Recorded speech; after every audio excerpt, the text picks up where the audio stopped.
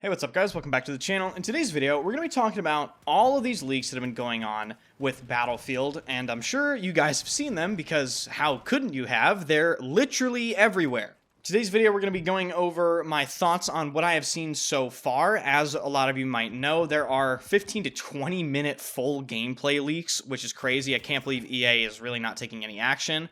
But obviously, even though they're not taking much action, I'm definitely not going to be showing you guys any of the gameplay. I'm also going to be going over some of the weapon customization that could potentially be in the next Battlefield game.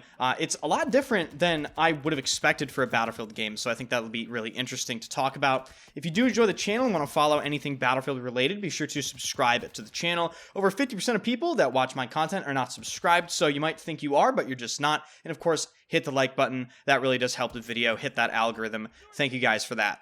The first thing we're going to be talking about is just my general thoughts about the gameplay and what I have seen so far. The map itself is what we'll start with. Apparently, it is called Capstone. Now, keep in mind, these are leaks. Take everything with a grain of salt. As we know, everything in Battlefield Labs is obviously extremely subject to change, so this might just be a placeholder name. But the map is allegedly called Capstone, and from what I've seen, this map kicks the shit out of anything we have in Battlefield 2042. I'm not sure why, but it does remind me a lot of Battlefield 3, particularly the atmosphere and the aura that Damavand Peak had, or maybe like Guilin Peaks from Battlefield 4, or Alborz Mountains. It just has that sort of aura about it. It does look really cool. It's definitely in a mountainous region. It looks really rocky. And I will very happily say there doesn't appear to be any massive empty sightlines like we saw in Battlefield 2042's map design as a result of 128 players and, generally speaking, just poor map design. I mentioned this in my video yesterday, but it's very difficult to gauge how the game is actually playing based off of the people that are leaking this stuff. Like I said, they're really bad. Okay, these players are like not your average bad. They're like incredibly bad. So we can only really go off of what we see visually because they're not really playing the game. But from what I have seen, it does seem like they're going to keep their promise with returning to the roots of Battlefield. I didn't see anything like that jumped out to me as ridiculous. And I can't believe I'm saying this, but if they actually deliver on this, we could be back, ladies and gentlemen. Believe it or not, DICE could be the people to pull us out of the FPS abyss that we have been in for the past 6 to 7 years after releasing 2042 and then BF5 before that. Don't want to get my hopes up too much here, but it's kind of almost impossible to, based off of what we have seen. I mean, guys, the entire freaking game leaked. Okay, basically. The whole game leaked, and have to be honest, the reaction that I've seen from people is similar. People are starting to be like, damn, might have to pre-order. Obviously, my advice is, hold off on pre-ordering still. It's still extremely early, and as we know, there's still plenty of room for them to screw this up, because it's DICE. Like, come on, they gotta prove that they can actually deliver.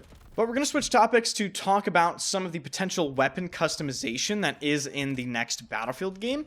Apparently, when you look at your weapon customization menu, it shows you these values, so you can look at the damage, rate of fire, magazine size, control, precision, hipfire, and mobility values, respectively, the firing modes, reload speed, bullet velocity, ADS time, and headshot multiplier. If this does turn out to be true, this is very welcome because I've always felt as though Battlefield has lacked some information about their weapons that could be very useful to the player base. Things like ADS times and headshot multipliers specifically aren't really mentioned that much, but they're incredibly important because what if other weapons have better headshot multipliers than others? In previous Battlefield games, we would kind of have to wait for Symthic or one of these other data websites to tell us the statistics of the weapons.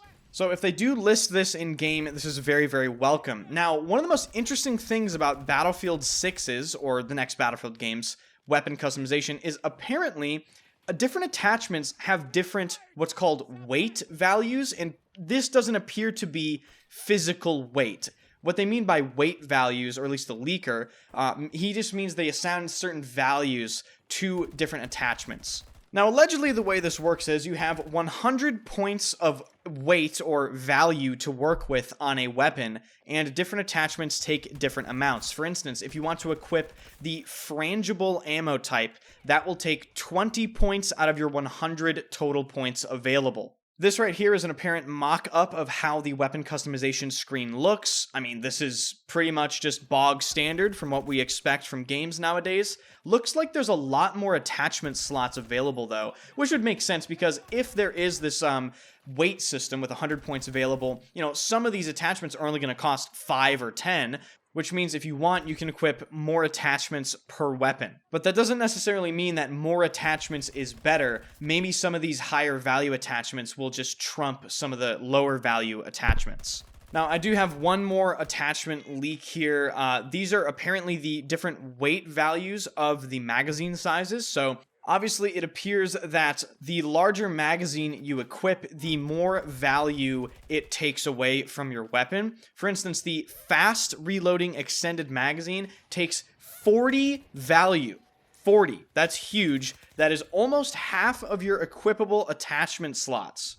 So it looks as though you're going to have to make some pretty hard decisions when it comes to customizing your weapon in Battlefield 6, as if this is the system they decide to move forward with. So overall, this new game is shaping up to be really, really interesting. Everything that comes out is very, very promising by the looks of things. Everything from the map design to the way the game looks, the atmosphere, the sound, the vehicles, the gunplay. I mean, it's shaping up to be suspiciously good. So it just makes me wonder, you know, is there going to be that classic dice thing that they throw in there that just, you know, throws us all for a loop? But I suppose I'll just shut up and go off of what I can actually see. If the weapon customization is like this, it makes me wonder how many attachments are actually going to be viable on a weapon. Like, what are the best builds going to be? Is the best option going to be trying to fill every single attachment slot with some of the lower value attachments, or are there going to be higher value attachments that really just stand above everything else, so you can only equip maybe 1 to 3 attachments per weapon? Only time will tell. So if you guys enjoy the channel, be sure to hit the like button, subscribe to the channel, be sure to give my thoughts on everything in this video, particularly if you guys have seen any of this stuff that I am talking about with the new map. Let me know what you think about what you saw. And if you've never come by a stream, I stream every single day at twitch.tv/enders and this very YouTube channel. I also have a Discord. Would love to see people join the Discord. That link is also in the description, along with my Instagram and my Twitter. Recently had a pretty viral marathon tweet, calling that game basically a little goo-goo gaga-ass game design with a stupid little mouse and keyboard aim assist. So sometimes I tweet some funny things. You might want to follow that. But thank you guys for watching, and I'll see you guys in the next video.